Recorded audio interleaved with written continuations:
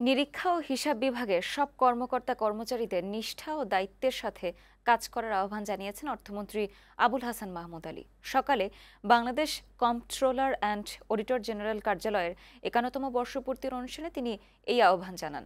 এ সময় মন্ত্রী বলেন, সরকারের আর্থিক ব্যবস্থাপনায় স্বচ্ছতা ও জবাবদিহিতা নিশ্চিত করার লক্ষ্যেই অডিট বিভাগ কাজ করে যাচ্ছে। এটি সঠিকভাবে করতে কর্মরতদের সততা ও স্বচ্ছতা আবশ্যক। এর আগে অডিট বিভাগের ৩ দিনব্যাপী বিশেষ সেবা কার্যক্রমের উদ্বোধন করেন অর্থমন্ত্রী।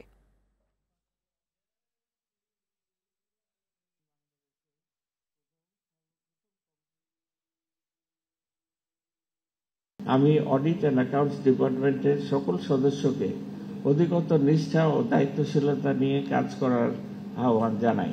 তবেই জাতির পিতার স্বপ্নের সোনার বাংলা প্রতিষ্ঠায় অর্থপূর্ণ অবদান রাখা সম্ভব হবে।